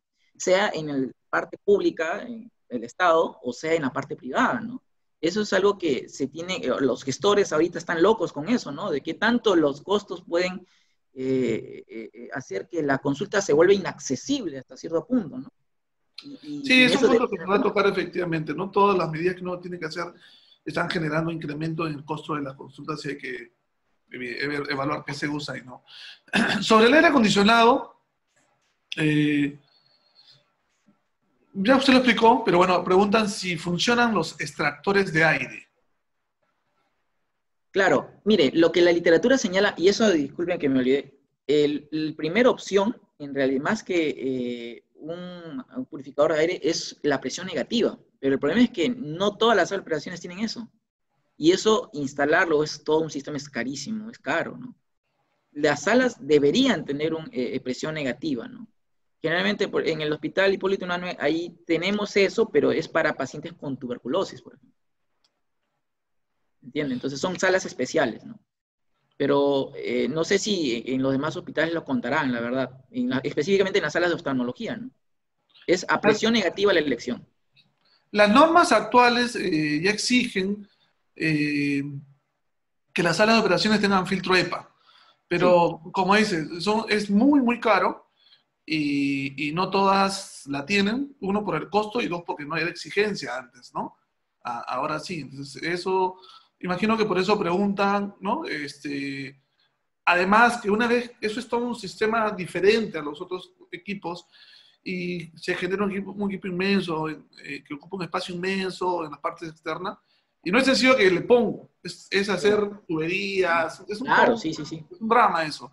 Por eso que imagino preguntaban si se podrían usar extractores. Claro, yo creo que más se está orientando a los purificadores, que es a lo que quiere decir, ¿no? Que absorbe el aire y lo purifica, ¿no? Que es la finalidad del filtro EPA, ¿no? El detalle está ahí, justo yo hablé con un ingeniero al respecto y me recomendaba de que el hecho de usar este tipo de cosas, como estos purificadores, no debe hacer que uno se confíe en las demás medidas de bioseguridad. ¿Por qué? Y sobre todo que este aparataje debe estar totalmente certificado. O sea, y tiene un control de calidad ISO 9000 y todo, y se tiene que verificar en internet. Es toda una logística en realidad. Porque si eso falla, si no es original o tiene falla, más bien se vuelve a nuestra contra, porque empieza a desperdigar el virus, ¿no? Y todo tiene que estar bajo constante monitoreo, ¿no? Otra pregunta, dice, ¿qué opina acerca de la desinfección de los materiales de evaluación con el uso de luz ultravioleta? Claro, la luz ultravioleta ya se usa hace tiempo, ¿no? Ya se viene recomendando, tanto así que ya es una recomendación reiterativa en todas las guías, ¿no? El uso ultravioleta, ¿no? Entonces, sí, la luz ultravioleta también sí mata al virus, ¿no? Otra cosa que se está planteando y que está en estudios iniciales es el ozono, ¿no? ¿Qué tanto el ozono podría ser beneficioso? Pero la verdad que no he leído mucho al respecto, pero sí es algo que está empezándose a estudiar, ¿no? Purificadores de ozono. Acá el doctor Francisco Román Jr. nos dice que se refería a los manubrios de la camilla.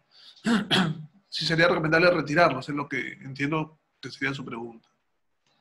De las manos del paciente. Claro, bueno, todo lo que esté en contacto con el paciente tiene que ser desinfectado con una solución clorada, ¿no? O sea, eso es definitivo, ¿no? Y bueno, pues, ni bien uno termina cualquier actividad con el paciente, tiene que limpiar la lámpara, la camilla donde estuvo el paciente, o poner un campo, ¿no? Donde el paciente no tenga contacto directo con la superficie, ¿no? Entonces, son medidas que debimos aplicar hace mucho tiempo y que a veces hemos relajado esas medidas, ¿no? Que ahora las tenemos que volver a hacer con mucha mayor intensidad, ¿no? ¿Ha leído usted algún artículo, algún estudio de investigación que hable sobre la implicancia del COVID en relación a la anestesia general en niños?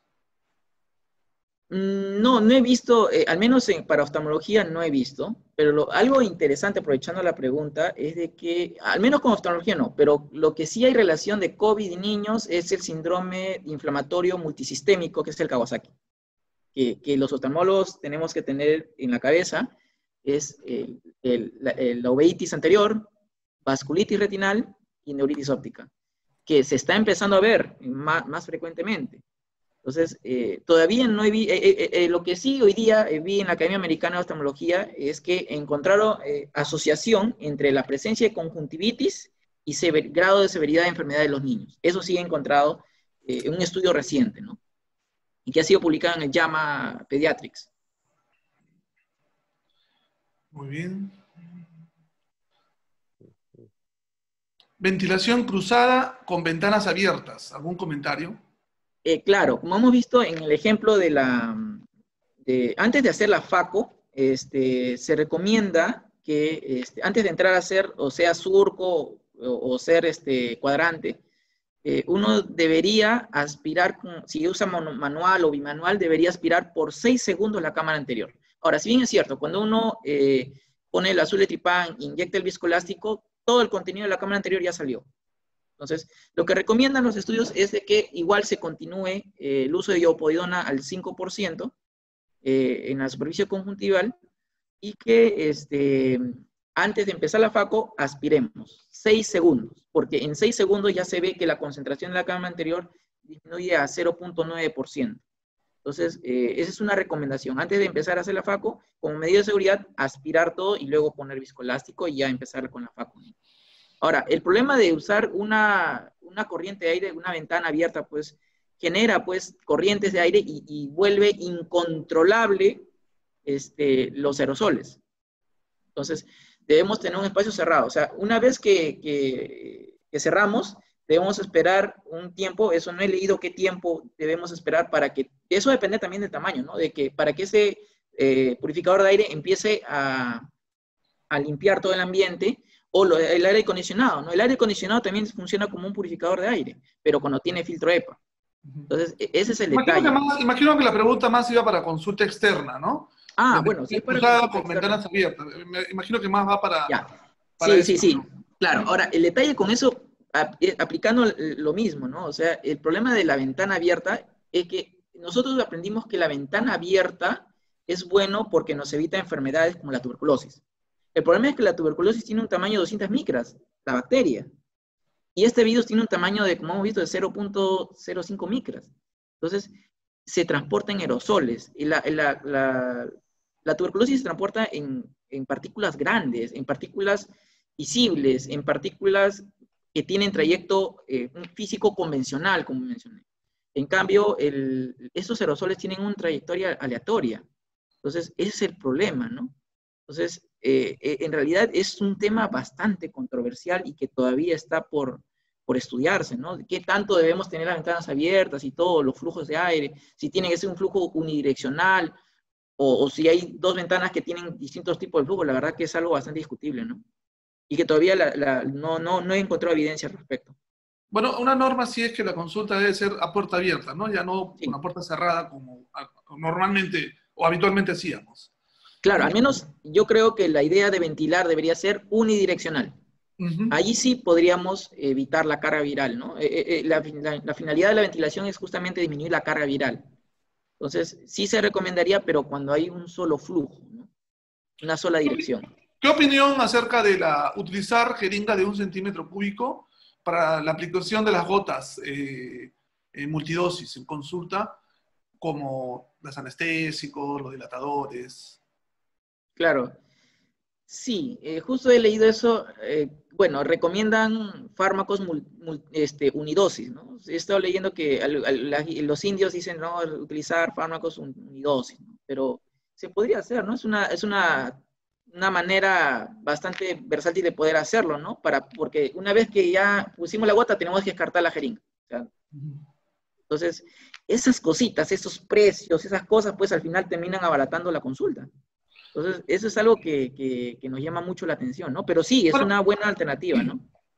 Bueno, es algo que imagino que ya muchos conocemos, pero la industria farmacéutica nacional está sacando estos fármacos en unidosis, justamente la droga de lo que denominamos droga de servicio de consulta, ¿no?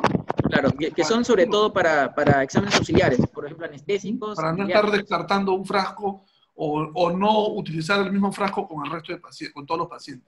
Así es, así es. Sí, eso está descrito en las guías. O sea, quienes más han investigado este tema del COVID en oftalmología son los indios.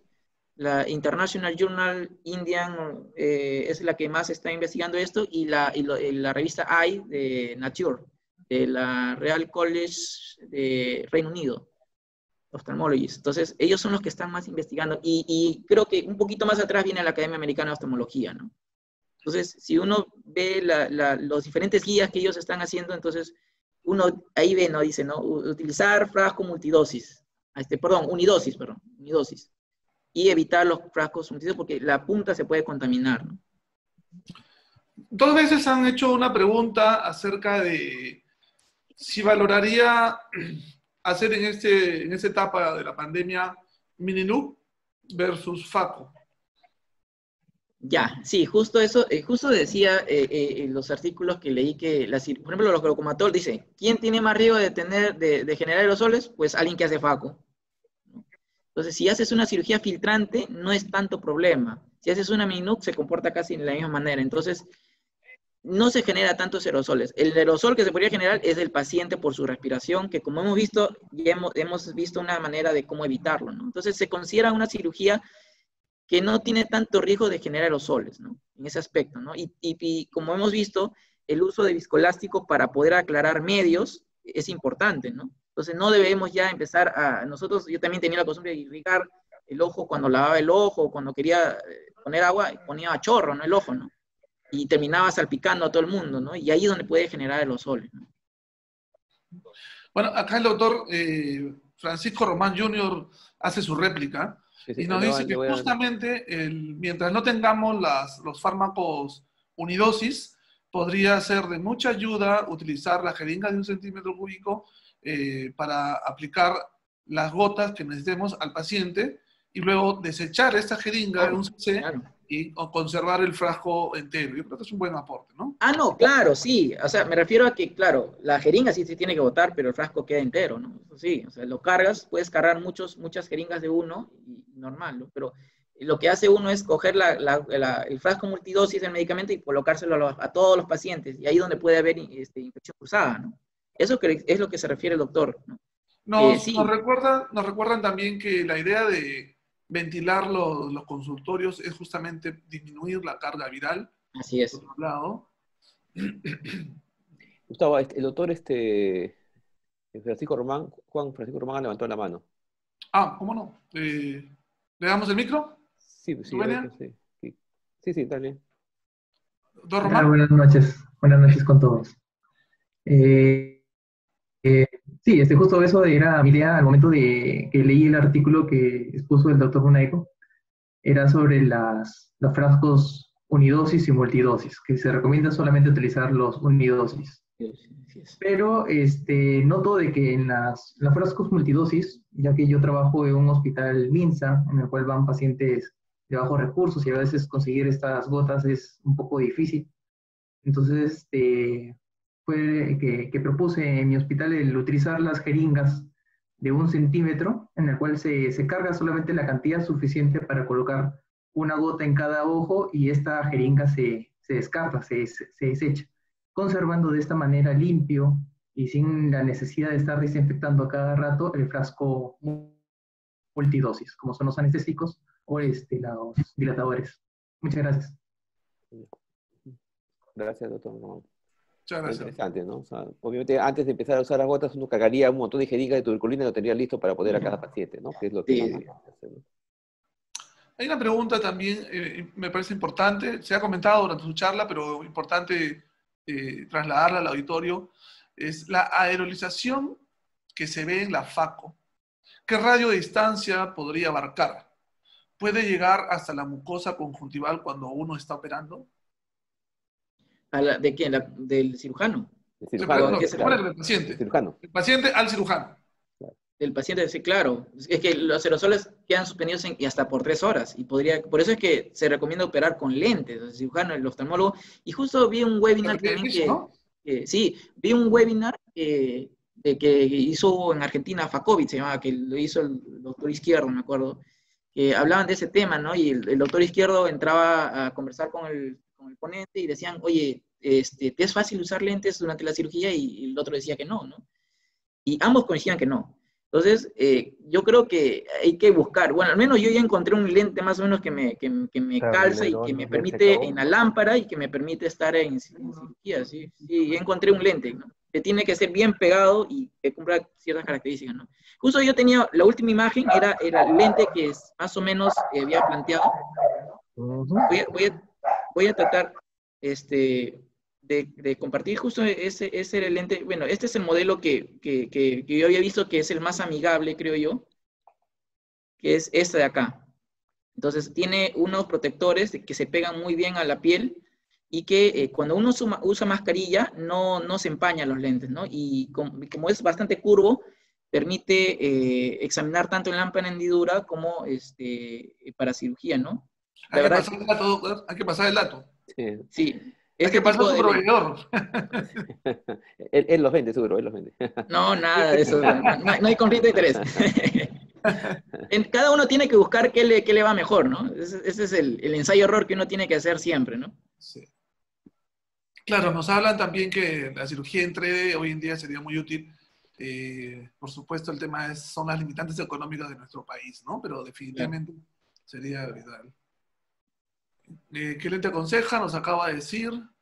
Más y más felicitaciones.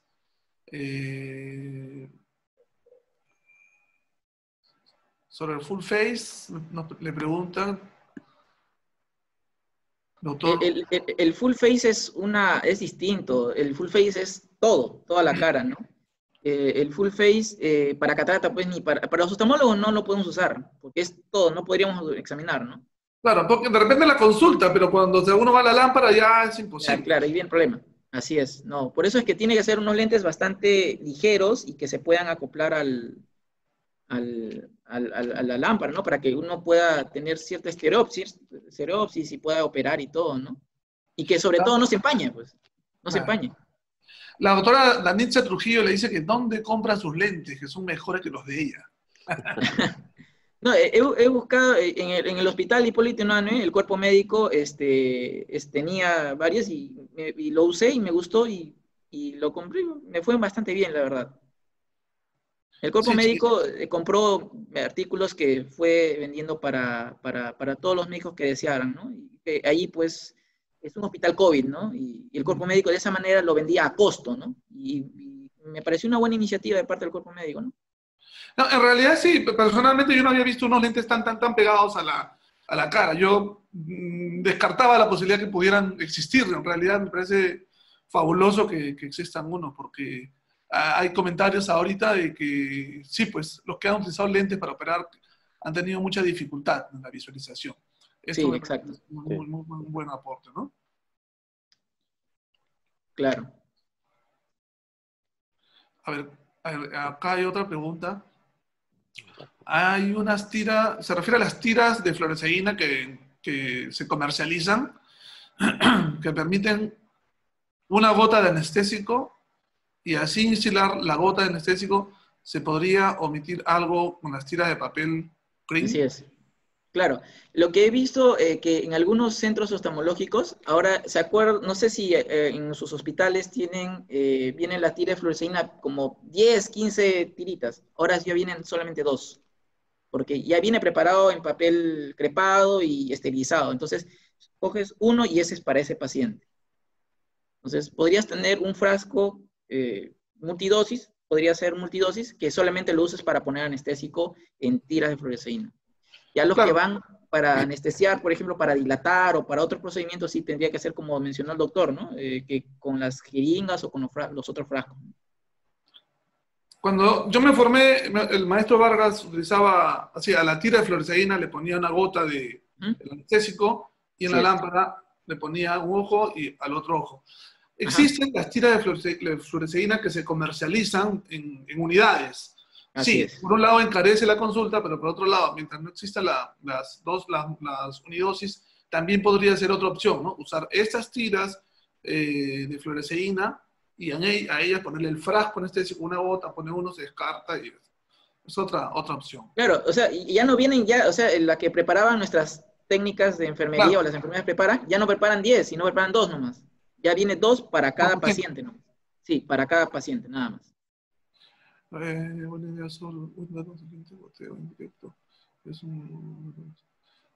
Bueno, ¿algún reporte acerca de las Dactrio? De las Dacrios. Bueno, las Dacrios, bueno, la Academia Americana al inicio dio una serie de indicaciones de qué era emergencia y no qué era emergencia en tiempo de pandemia, bueno, cuando estaban en toda la pandemia aguda, ¿no? Ahorita ellos están entrando en una fase de desconfinamiento, ¿no? Entonces, las Dacrios ya se están empezando a hacer, sí, pero es una cirugía altamente contaminada.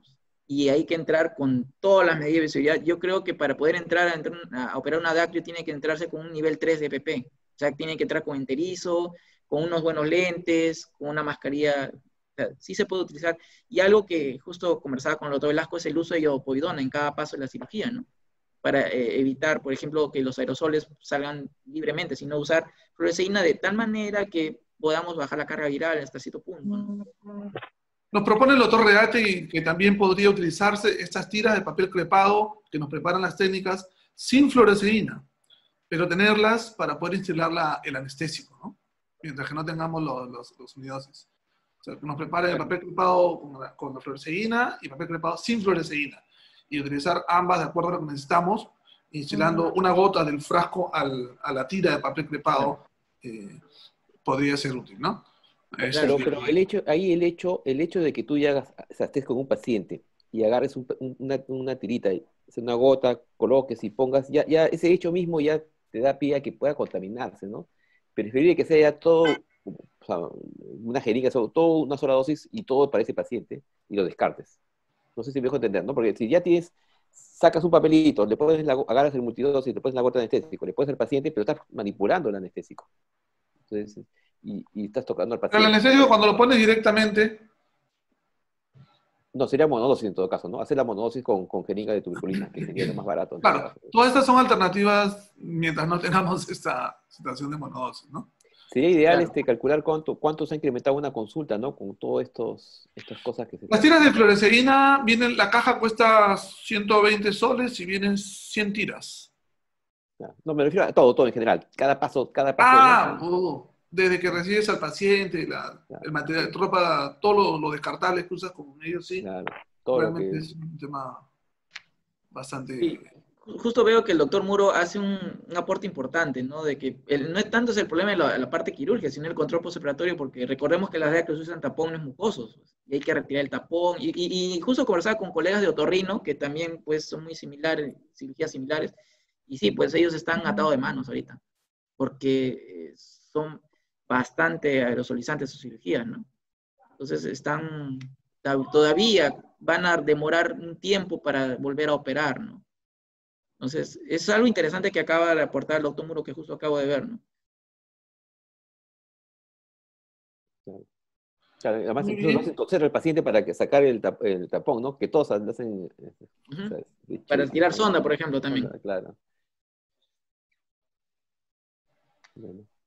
Bueno, no tenemos más preguntas escritas en el chat. No sé si el auditorio tiene alguna otra pregunta. Las felicitaciones están viniendo en forma de hemorragia. Felicitaciones. En forma de aerosol. En forma de aerosol. Sí, pues no, ya creo que ya damos por terminada la charla. Sí, yo le cedo la palabra a Jorge. Por mi parte no hay más preguntas en el chat. Yo también me sumo nuevamente a sus felicitaciones, doctor Monaico. Una espectacular charla. Sí, pues, muchas gracias, doctor. Sí, Fernando, estamos muy agradecidos por tu charla. Ha sido muy buena tu charla. Has explicado todo sobre esta enfermedad y qué ciertas precauciones que debemos tener y tomar en cuenta para salir airosos de esta enfermedad, ¿no? Te agradecemos mucho en nombre de la sociedad y definitivamente, como dice Gustavo, es una charla que debería repetirse en otros lugares, ¿no? En otros hospitales para que sepan, tengan en cuenta muchos parámetros a tomar, ¿no? Muchas gracias, Fernando. Listo. Gracias más bien por la invitación a ustedes. Doctor Monaico, lo contacto por interno luego. Ya, doctor. Claro, con todo gusto. Con todo gusto, doctor. Gracias a todos por asistir en esta charla y será hasta el día de mañana, ¿no? Charla de retiro. Gracias, Jorge. Chao, gracias, Gustavo. Gracias a ti. Muchas gracias. Hasta luego. Buenas noches. Hasta luego, Fernando. Muchas gracias.